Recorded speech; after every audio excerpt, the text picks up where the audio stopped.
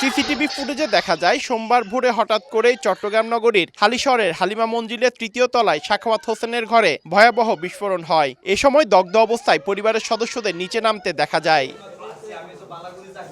বিস্ফোরণের তীব্রতায় ওই ভবনের লিফট ক্ষতিগ্রস্ত হয়। একই সঙ্গে ভবনের বিভিন্ন তলার অন্য ঘর সহ আশপাশের ভবনের জানালার কাচ, দরজা ভেঙে যায়। সোমবার ভোরে 6তলা ভবনের তৃতীয় তলায় রান্নাঘর থেকে জমে থাকা গ্যাসের বিস্ফোরণ হয়। এতে ঘরে থাকা 9 জন দগ্ধ হয়। এদের মধ্যে 3 জন শিশু রয়েছে।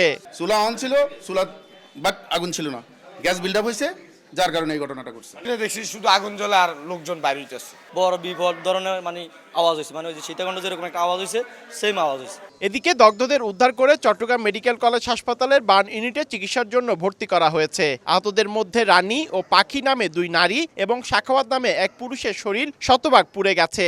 এছাড়া একজনের 80, একজনের 45 এবং বাকিদের শরীর 20 থেকে 25% দগ্ধ হয়েছে। বার্ন ইউনিটের চিকিৎসক জানান, দগ্ধদের সকলেরই শ্বাসনালী ক্ষতিগ্রস্ত হয়েছে। শিশুসহ তাদের সকলের অবস্থা আশঙ্কাজনক বলছেন চিকিৎসক।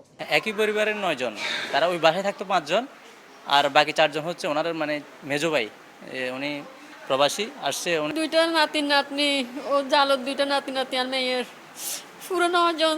ফ্লেম বার্ন সাথে ইনহেলেশন ইনজুরি, 2 ধরনের আর কি ইনজুরি আছে। ইনহেলেশনের কারণে হচ্ছে লাংসটা কম্প্রোমাইজ হবে, আর ফ্লেম বার্নের কারণে তো তার সারা শরীর পুড়ে গেছে। সবগুলো রোগীর অবস্থাই খারাপ। অসাবধানতাবশত ঘরে গ্যাস জমে এই বিস্ফোরণ হয়েছে দাবি বাড়ির মালিকের। গ্যাস জমা হয়েছে, রিজার্ভ ছিল গ্যাস এখানে, এবং রিজার্ভ হয়ে গ্যাস হয়ে সবখানে ছড়াইছে। তার ম্যাচ সে অ্যাপ্লাই করছে, পরে সাথে সাথে ব্লাস্ট। ঘটনার কারণ অনুসন্ধানে ঘটনাস্থল পরিদর্শন ও আলামত সংগ্রহ করেছে পুলিশ। পার্থপ্রতিম বিশ্বাস, সময় সংবাদ, চট্টগ্রাম।